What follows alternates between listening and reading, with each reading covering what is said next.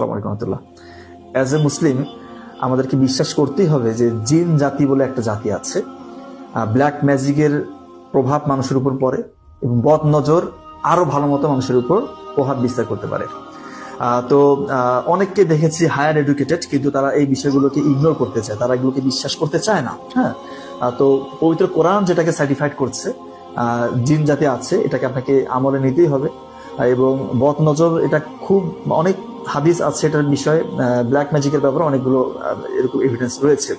এবং আমরা এরকম অসংখ্য পেশেন্ট দেখেছি যে তার এরকম ক্লিনিক্যাল সিমটম, তার হচ্ছে যে হিস্ট্রি নিয়ে আমরা দেখি এবং বিভিন্ন পরীক্ষা নিরীক্ষা করার পরে যেটা বুঝতে পারি যে তার কিন্তু কোনো রকমের প্যাথোজেন নাই, তার কোনো রকমের রোগ নাই, তাকে এই তিনটার কোনো একটার প্রভাবে তার সমস্যা হচ্ছে।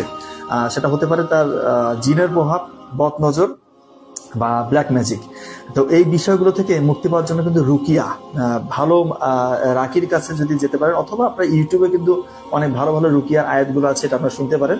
এবং আমি একটা মেসেজ আপনাদেরকে দিতে চাই, যারা দীর্ঘদিন ধরে এই রকমের সমস্যায় ভুগছেন, কেউ হয়তো আপনাকে ব্ল্যাক ম্যাজিক করেছে বা কোনো খারাপ জিনের প্রভাব অথবা বদ নজরের প্রভাব আপনার মধ্যে রয়েছে, সেক্ষেত্রে আপনারা কিন্তু সবসময় উজুর হালতে থাকবেন, সব সময় উজু করে থাকবেন, কখনোই নাপাক থাকবেন না। আপনার উজু করবেন এবং রাতের যে আমলগুলো, স্পেশালি সূরা মুলক, আয়াতুল কুরসি, সূরা বাকারা শেষ 2 আয়াত, 3 কুল, 33 বার করে সুবহানাল্লাহ, আলহামদুলিল্লাহ, 34 বার আল্লাহু আকবার, এই যে ব্যাপারগুলো থাকে, এই ছোটখাটো আমলগুলো যদি করা যায়, করলে কিন্তু অনেকটাই আল্লাহ তাআলার কাছে যদি সাহায্য চাওয়া যায়, আল্লাহ তাআলা কিন্তু আমাদেরকে ফেরেশতা দিয়ে একটা গার্ড তৈরি করে দেয়, আমাদেরকে প্রোটেক্টেড রাখে।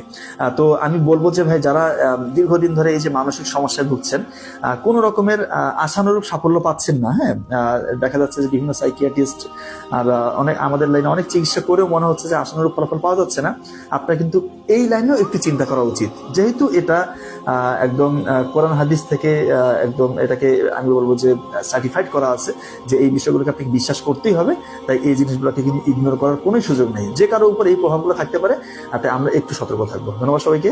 আসসালামু আলাইকুম।